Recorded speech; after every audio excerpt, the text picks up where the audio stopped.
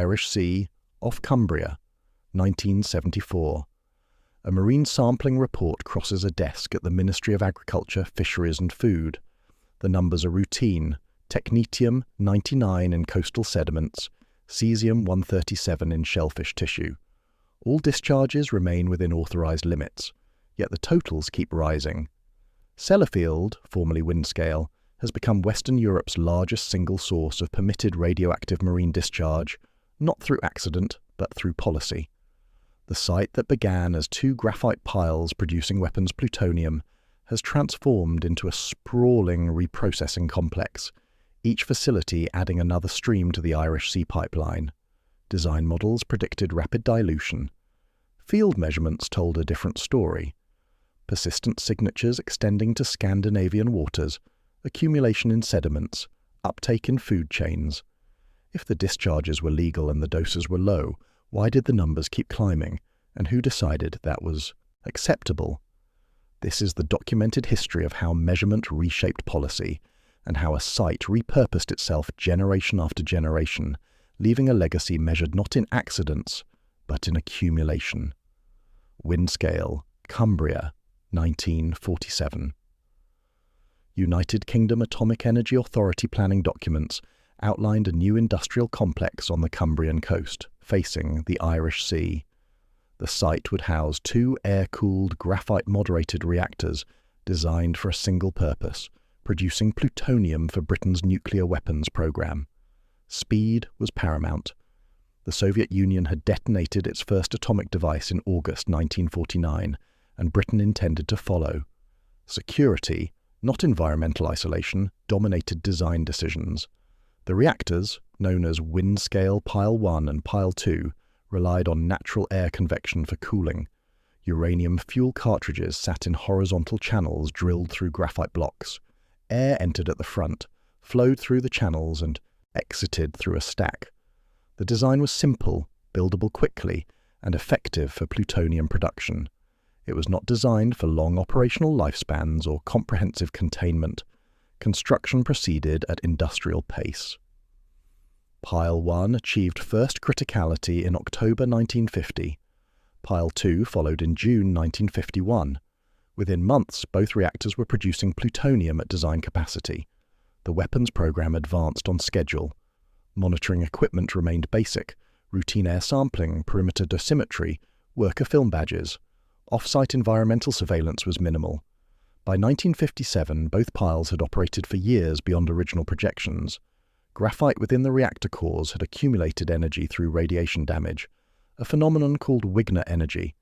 Periodic controlled heating releases, called annealing, were necessary to prevent spontaneous energy discharge. On October 7, 1957, operators began a planned annealing operation in Pile 1. The procedure did not proceed as expected. Temperature readings fluctuated. By October 10th, thermocouples indicated localized overheating. Operators attempted corrective measures, but fuel cartridges had ignited.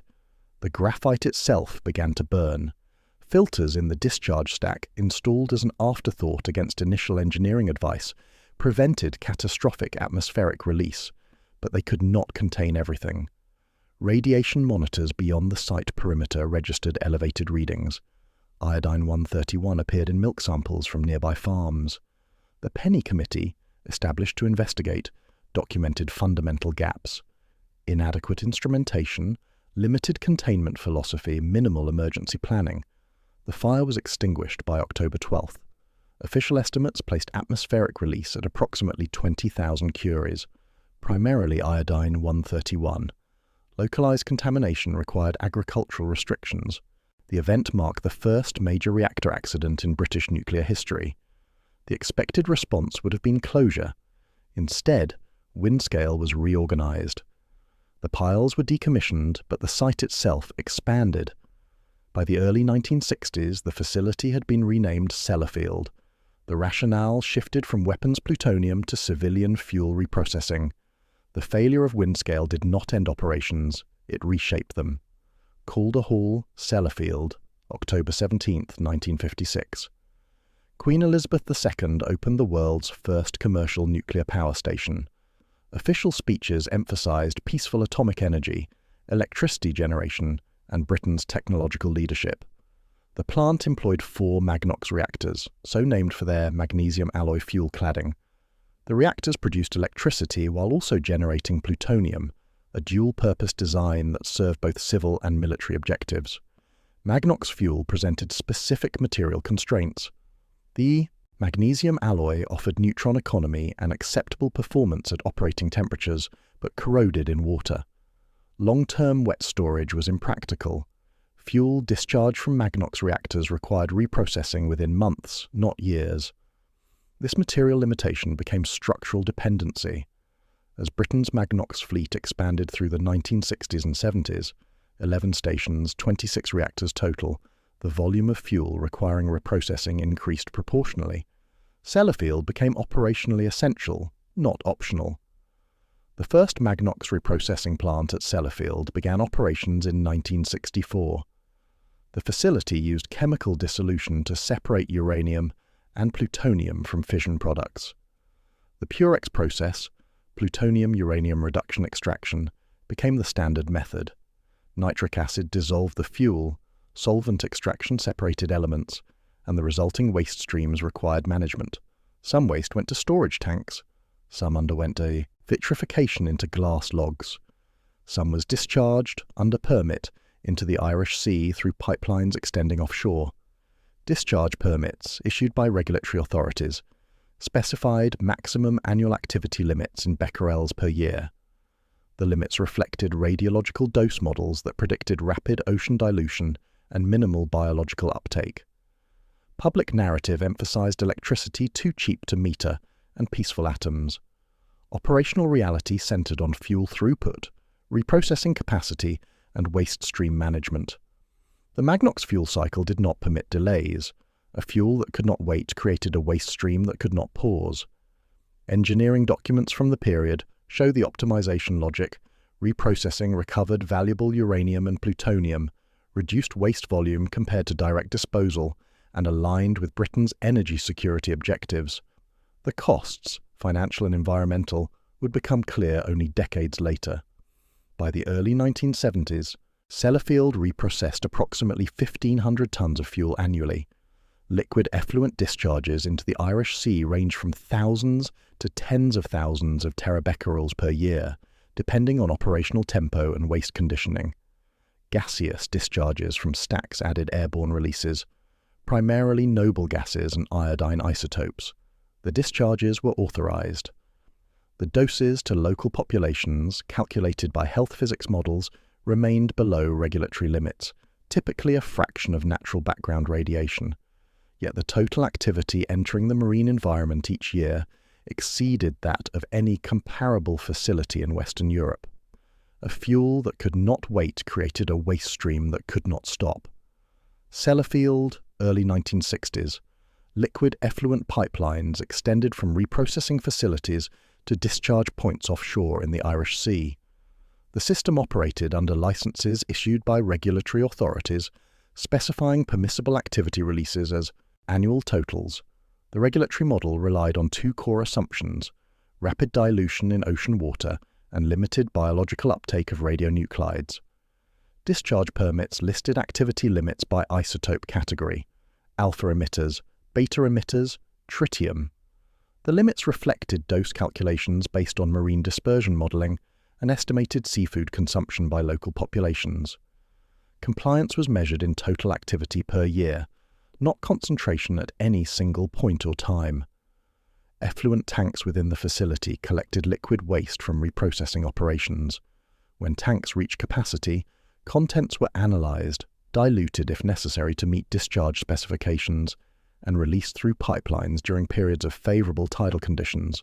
The process was routine, documented in shift logs and quarterly reports. Environmental monitoring began modestly. Sampling stations measured seawater, sediment, and marine biota at intervals determined by regulatory requirements. Early data showed radionuclides present in detectable quantities, but dose assessments consistently concluded exposures remained well below safety thresholds. By the mid-1970s, independent laboratories, academic institutions, international agencies, neighbouring countries, began conducting their own surveys. Sediment cores from the Irish Sea Basin showed accumulation of cesium-137 and strontium-90 at levels exceeding initial predictions. The isotopes did not disperse as rapidly as models suggested. Technetium-99 emerged as a particularly persistent signature, with a half-life of 213,000 years and high mobility in seawater. Technetium-99 spread widely.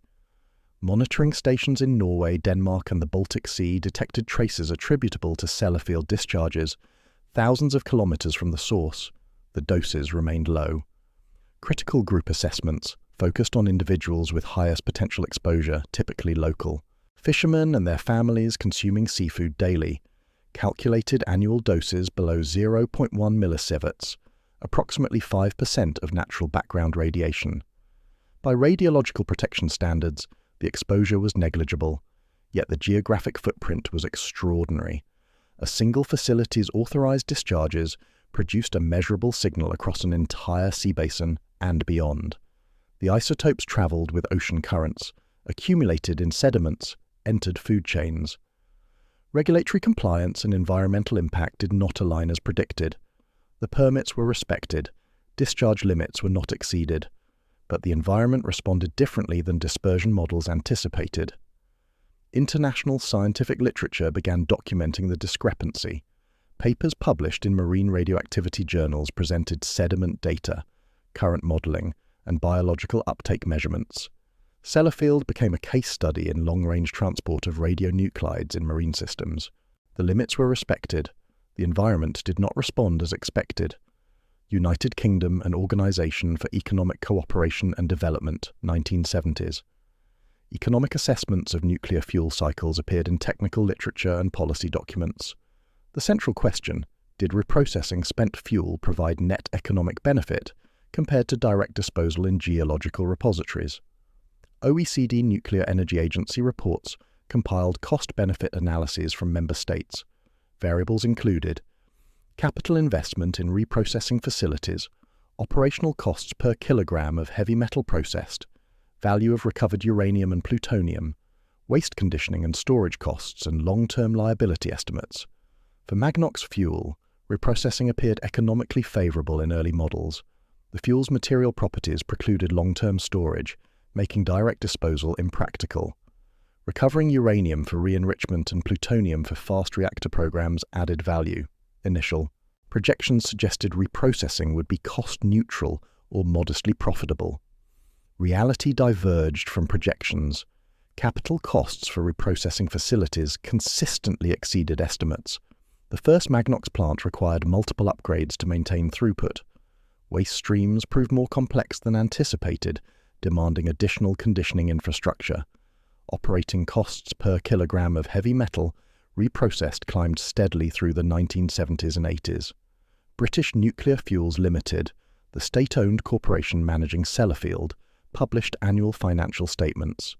The numbers showed increasing reliance on government subsidy. Reprocessing contracts with domestic utilities were renegotiated multiple times.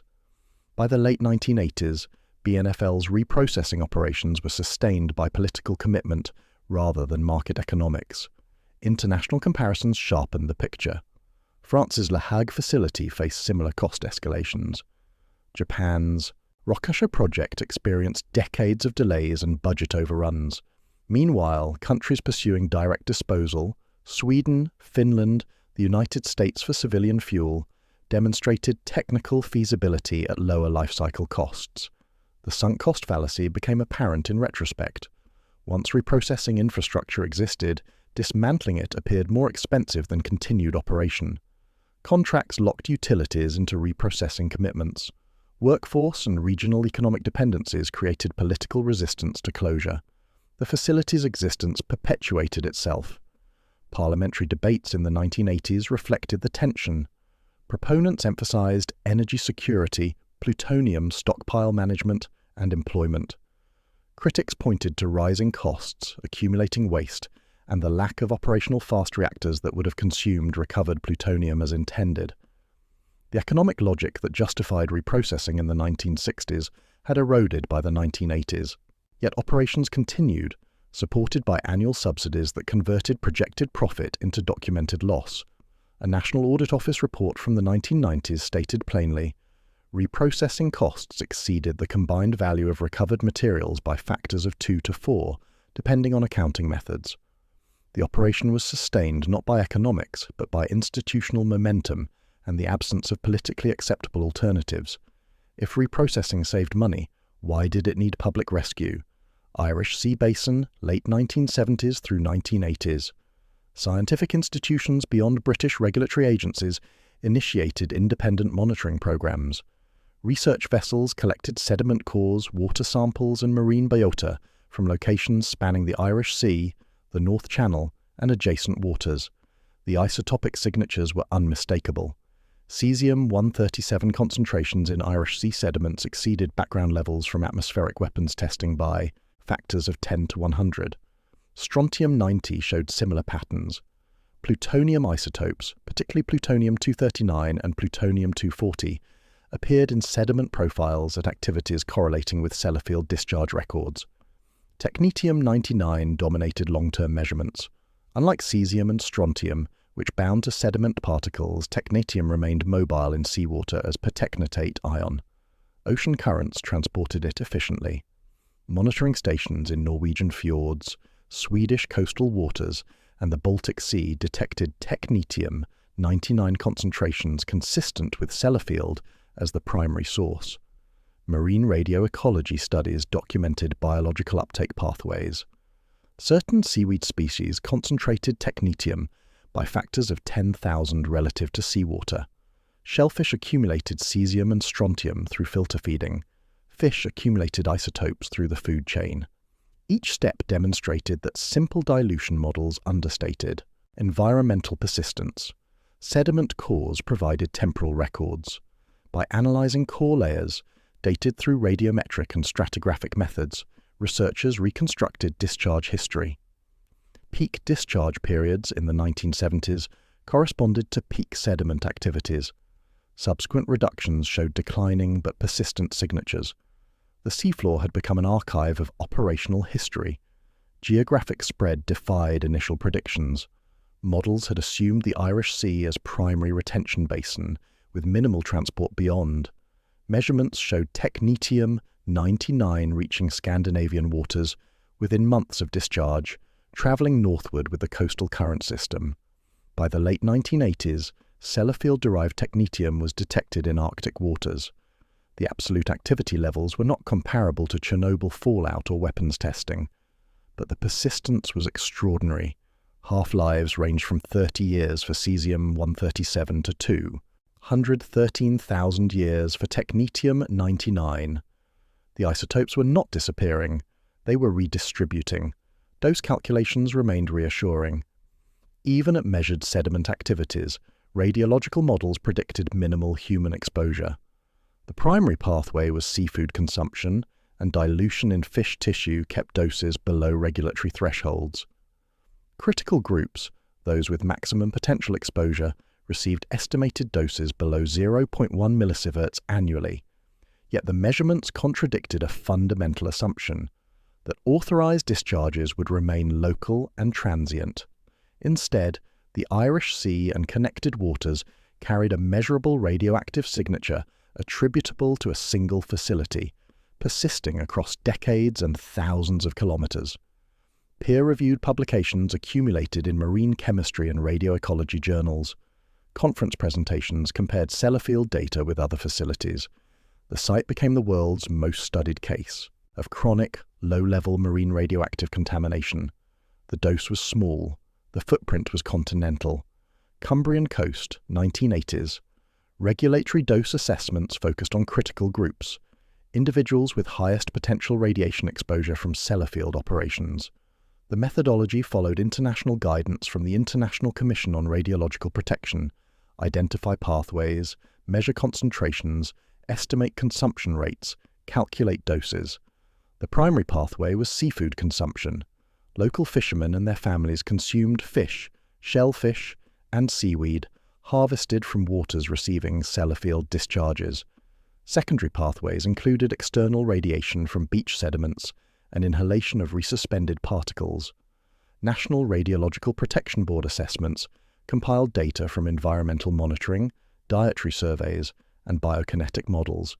The calculations produced annual dose estimates for critical groups. Results typically ranged from 0.05 to 0.1 millisieverts per year. 5 to 10% of natural background radiation in the United Kingdom, which averaged 2.2 millisieverts annually from cosmic rays, terrestrial sources, and radon. By regulatory standards, the doses were well below public limits. International guidance specified 1 millisievert per year as the limit for members of the public from artificial sources, excluding medical exposures. Sellafield's contribution remained an order of magnitude below that threshold, yet confidence intervals were wide. Dietary surveys relied on self-reported consumption. Fish and shellfish tissue concentrations varied by species, location, and season. Transfer coefficients, the relationship between environmental concentration and human uptake, carried uncertainties. The final dose estimates included error bars spanning factors of 2 to 3. Public perception did not align with calculated safety. Residents near Sellafield expressed concern about beach contamination, fish safety, and childhood leukemia, clusters that epidemiological studies could not definitively link to facility operations. The numbers reassured regulators but not all stakeholders. Health physics principles emphasized two concepts: optimization and justification. Optimization required keeping exposures as low as reasonably achievable, economic and social factors considered. Justification required that practices producing exposure provided net benefit. Both principles became subjects of debate. Critics questioned whether continued reprocessing met justification criteria if economic benefits were marginal and environmental persistence was long-term. Proponents noted that doses remained far below natural variation across the UK. Cornwall's granite geology produced natural background doses several times higher than calculated Sellafield contributions. The mathematical framework was robust.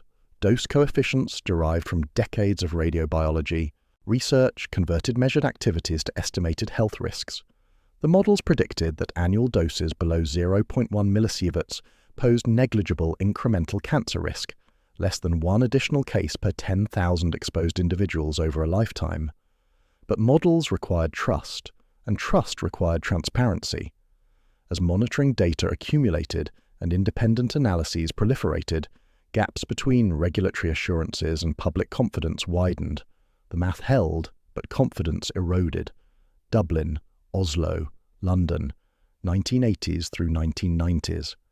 Diplomatic channels carried formal objections to Sellafield operations.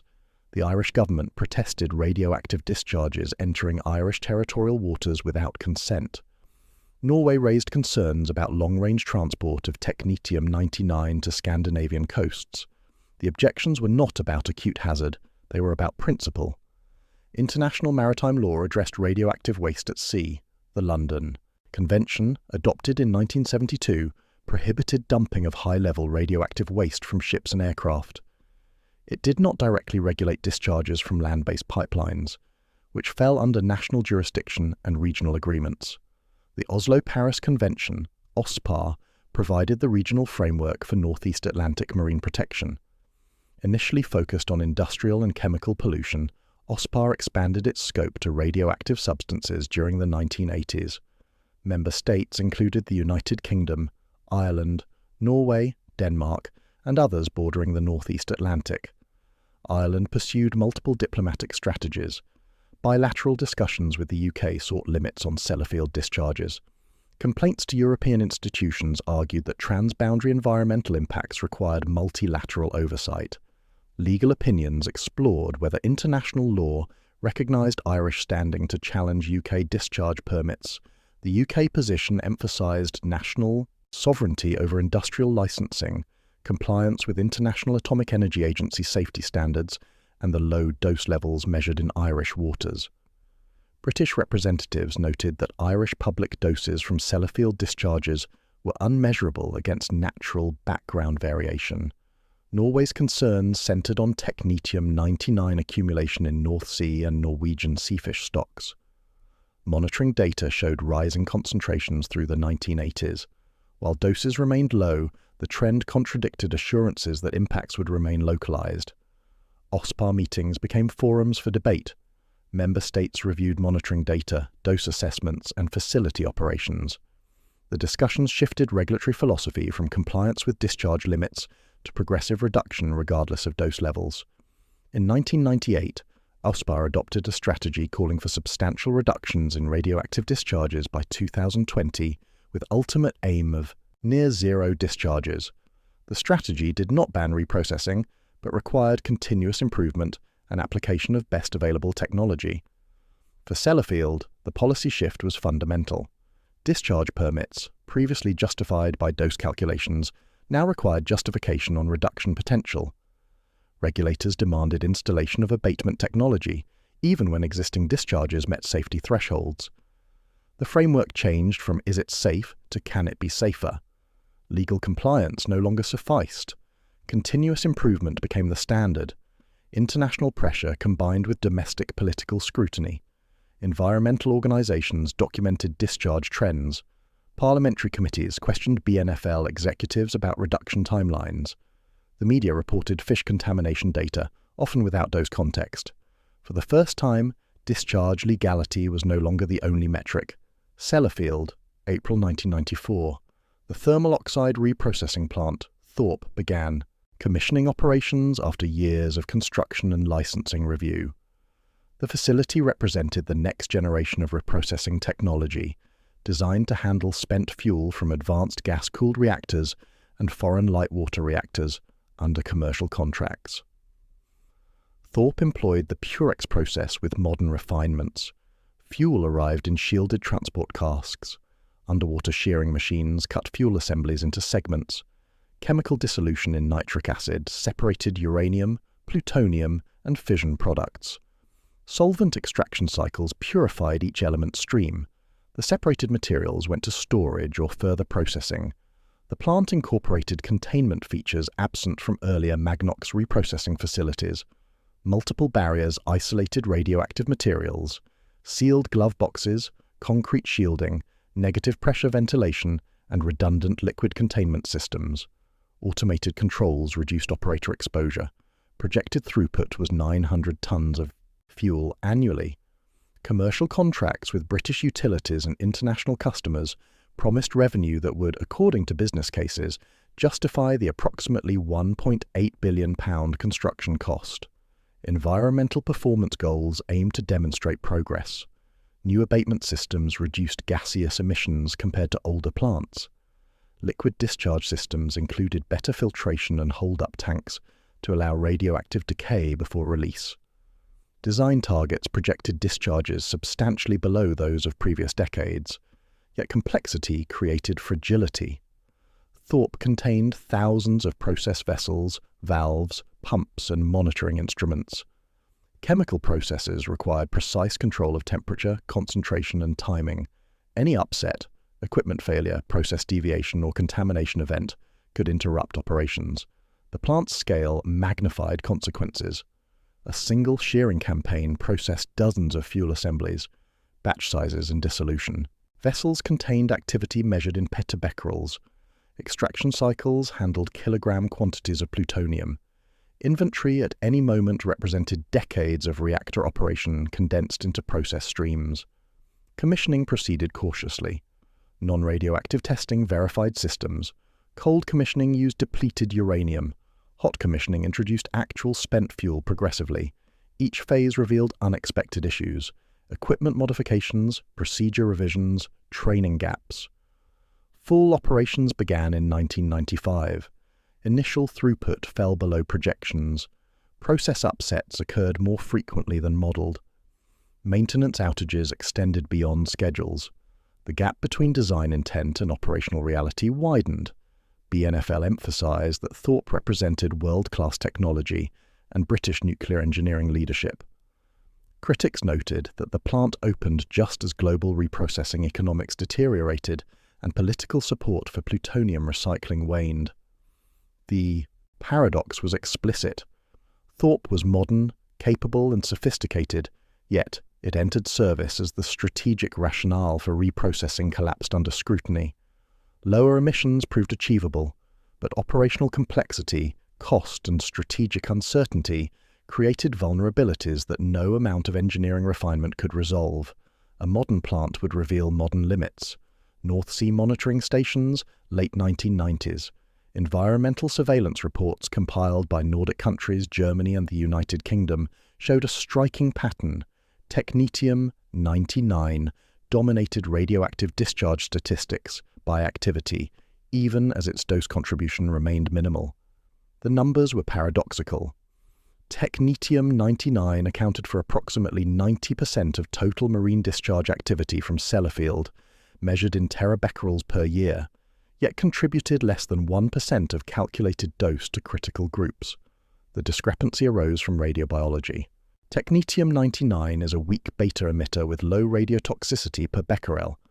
Dose coefficients, the relationship between activity intake and health risk, were orders of magnitude lower than for strontium-90 or cesium-137. Regulatory logic suggested focusing on isotopes producing highest dose. Public and political perception responded to total activity. Media reports presented annual discharge totals in terabecquerels without clarifying dose context. The numbers appeared alarming. Tens of thousands of terabecquerels released annually. Environmental organizations seized on technetium-99 as a symbol. Its extreme half-life, 213,000 years, represented permanence. Its geographic spread demonstrated long-range transport. Its chemical mobility in seawater illustrated environmental persistence. That it posed minimal dose became secondary to what it represented. Contamination that would outlast civilizations. Scientific meetings debated the regulatory dilemma. Should limits reflect dose, the health risk metric, or activity, the environmental presence metric? Dose-based limits, the traditional radiological protection approach, permitted technetium-99 discharges that were radiologically insignificant but environmentally conspicuous. OSPAR's strategy, adopted in 1998, resolved the dilemma by abandoning sole reliance on dose. Progressive reduction applied, regardless of dose contribution. Even isotopes with negligible health impact required abatement if technology allowed reduction. For Sellafield, technetium-99 became the regulatory pressure point. Environment Agency reviews identified it as the primary target for discharge reduction. BNFL faced a mandate, reduce technetium-99 discharges substantially, or face tightened permit limits that could constrain operations. The policy shift inverted prior logic. For decades, reprocessing had operated under dose-based justification. As long as calculated public exposure remained below thresholds, discharges were acceptable. Now, acceptability required minimization independent of dose. Monitoring data showed technetium-99 concentrations in North Sea fish tissue, Baltic seaweed, and Arctic sediments. The doses were unmeasurable. The political impact was substantial. One isotope, contributing less than 1% of dose, came to dominate regulatory discussions, diplomatic protests, and public concern. It became the most visible measure of Sellafield's environmental footprint precisely because its half-life and mobility made it the most persistent.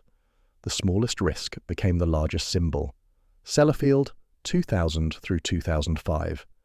Engineering teams designed and installed technetium-99 abatement systems in response to regulatory mandates. The technology was not novel. Ion exchange and precipitation methods for technetium removal had existed for decades.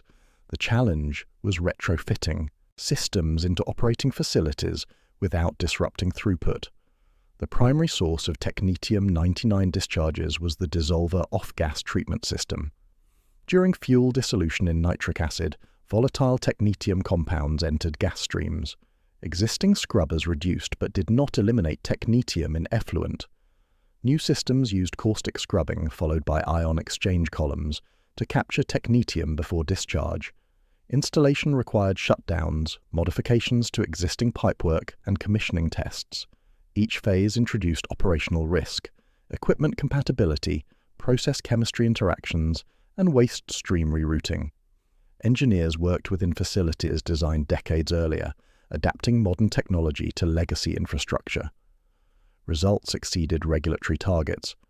By 2005, technetium-99 discharges had declined approximately 90% from peak levels in the 1990s. Annual discharges dropped from tens of thousands of terabecquerels to thousands. Monitoring stations across the North Sea registered declining concentrations within months, confirmation that Sellafield had been the dominant source. The reduction demonstrated a principle. When regulatory pressure became sufficient, engineering solutions followed. The technology had been available earlier.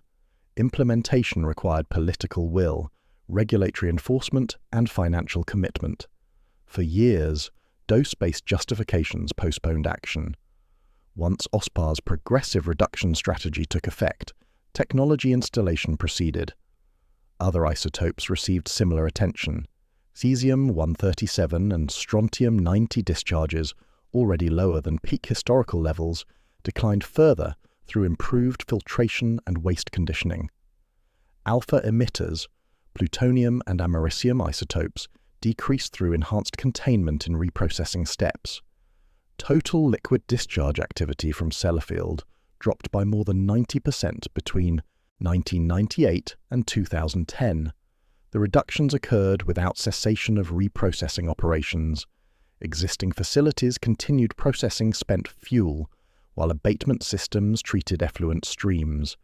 Dose assessments reflected the changes.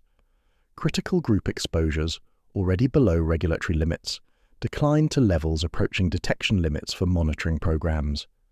The radiological significance diminished toward irrelevance. Yet the effort and expense were justified not by dose reduction, but by environmental presence reduction. The paradox was complete. The largest engineering investment addressed the isotope with smallest health impact. The logic was no longer radiological, it was political and environmental. Numbers that had never threatened public health became the numbers that forced technological change. No accident triggered action. Regulatory enforcement, informed by decades of monitoring data and international pressure, drove abatement. The fix came not from crisis, but from accumulated measurement demonstrating that initial assumptions, rapid dilution, negligible persistence, had been wrong. Numbers, not headlines, forced the fix. United Kingdom Parliament, mid-2000s. National Audit Office reports and parliamentary committee inquiries examined the economics of nuclear reprocessing with forensic precision. The conclusion was unavoidable. BNFL's reprocessing operations were financially unsustainable. The numbers were stark. THORP construction had cost approximately £1.8 billion. Operational costs per tonne of fuel reprocessed exceeded projections. Revenue from reprocessing contracts failed to cover expenses. Annual losses required government support through the parent organisation's balance sheet. Legacy reprocessing contracts, signed decades earlier with British utilities and foreign customers, locked BNFL into fulfilling commitments at prices that no longer reflected costs. New contracts were not materialising. International customers increasingly chose direct disposal or delayed reprocessing indefinitely. The business case that justified THORP's construction had dissolved. Meanwhile, liability estimates for decommissioning and waste management climbed relentlessly. Each year of reprocessing operations added to the inventory, requiring cleanup, contaminated facilities, intermediate-level waste, separated plutonium without destination, and spent fuel still awaiting processing. National Decommissioning Authority projections place total cleanup costs above £100 billion over timescales extending past the end of the century. Parliamentary testimony revealed internal BNFL documents showing that reprocessing economics depended on assumptions no longer valid. Sustained plutonium value for fast reactor fuel, ongoing international contracts, and stable regulatory requirements. Fast reactors remained developmental. Contracts declined. Regulatory costs rose.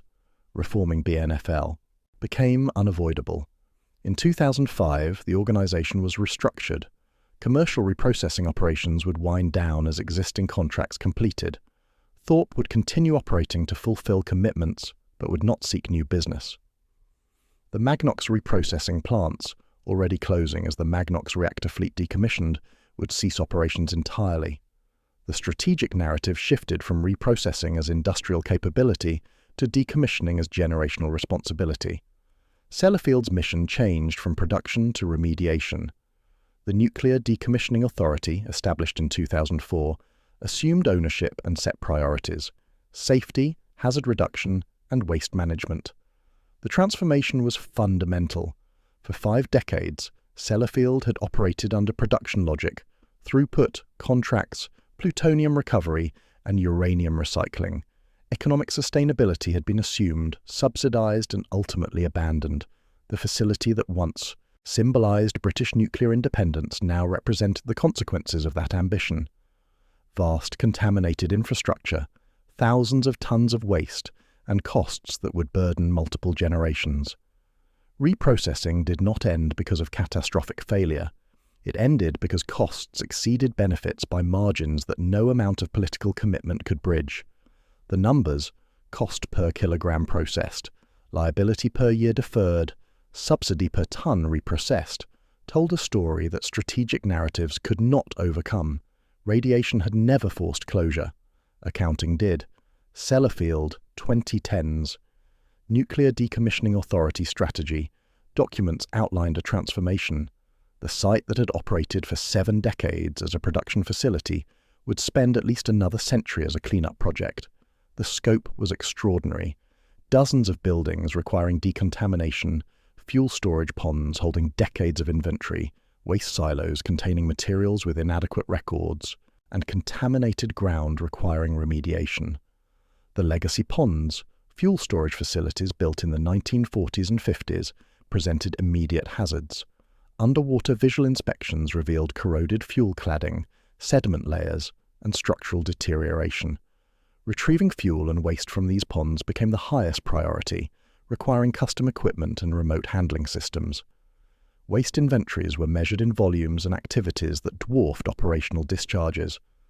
A single storage silo, pile fuel storage pond, contained estimated activity exceeding 1,000 petabecquerels, equivalent to decades of authorized discharges, condensed into one structure. The contents required characterization, retrieval, treatment, and packaging for long-term storage. Decommissioning timelines extended to the 21st century.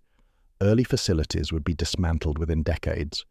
Reactors and reprocessing plants required decades of cooling before decommissioning could proceed. Some structures would remain monitored and sealed until the 2100s, allowing radioactive decay to reduce hazards before final demolition. Cost projections exceeded £100 billion, with significant uncertainty. Technological developments, regulatory changes, and waste disposal availability would all influence final totals. The liability was multi-generational. Current taxpayers funding cleanup of decisions made by prior generations, while leaving portions for future generations to complete. Workforce transitioned from operators and chemists to decommissioning engineers and remediation specialists. The skills required changed from running processes to dismantling them safely. Training programs prepared workers for environments that previous generations had contaminated. Sellafield became a case study in nuclear stewardship. Every structure told a story. Reactors built for weapons plutonium, reprocessing plants justified by economic models that failed, waste facilities overwhelmed by volumes that exceeded predictions, and cleanup projects that would outlast the operational lifespans they were remediating. The site remained Britain's largest nuclear employer, but the mission had inverted. Production ended. Remediation began. The waste outlasted the facilities that created it. The contamination outlasted the strategic rationales that produced it. Monitoring programs continued. Irish sea surveillance documented declining but persistent isotopic signatures. Sediment inventories would remain detectable for centuries. The Environmental Archive recorded operational history more permanently than administrative records. Sellafield's operational legacy transitioned to environmental and financial legacy.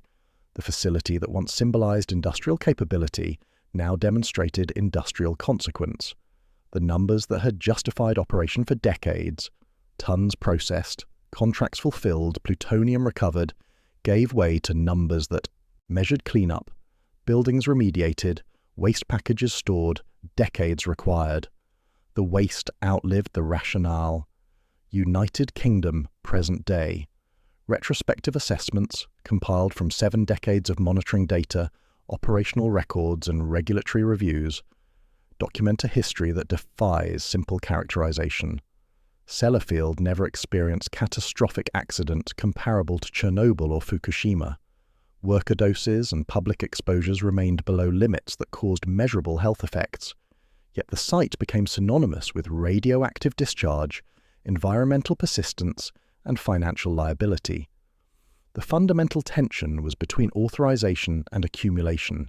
Every discharge was permitted, every dose calculation showed safety margins, yet the cumulative result, isotopic signatures spanning from the Irish Sea to the Arctic, sediment inventories that would persist for millennia, and cleanup costs exceeding the economic value produced, contradicted optimization, principles that justified operations.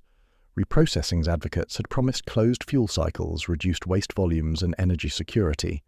The reality delivered plutonium stockpiles without consuming reactors, waste complexity that exceeded direct disposal, and costs that required state subsidy. The gap between theory and practice widened until economics forced acknowledgement. Measurement proved decisive. Monitoring programs, initially designed to confirm safety, instead documented persistence. Technetium-99 concentrations in distant waters, cesium-137 in sediment cores, and plutonium isotopes in coastal samples created an environmental record that outlasted administrative assurances. Regulatory evolution reflected accumulating evidence. Initial frameworks assessed acceptability through dose calculations. Later frameworks demanded reduction independent of dose. The shift acknowledged that radiological safety, narrowly defined, did not address environmental, stewardship, or intergenerational equity. The lesson is institutional. Sellafield's history demonstrates how design assumptions become operational reality, how authorized limits shape decades of practice, and how measurement eventually confronts prediction. The facility was not uniquely flawed. It was designed to standards of its era, operated according to contemporary regulations, and defended by dose calculations that followed international guidance. Yet outcomes accumulated. The Irish Sea became the world's most radioactively characterized marine basin. Sellafield became Britain's largest environmental liability. The isotopes discharged legally in the 1970s remain in sediments today, will remain for centuries to come. The final assessment is factual. Sellafield's legacy is not written in accident reports or casualty lists. It is written in monitoring data, cost projections, and contaminated structures requiring century-scale remediation. It is a case study in how industrial optimism, regulatory frameworks, and political commitment can sustain operations for decades until measurement and economics force reconsideration. Reprocessing did not collapse due to catastrophe or mass exposure. It collapsed because measured reality contradicted optimization theory.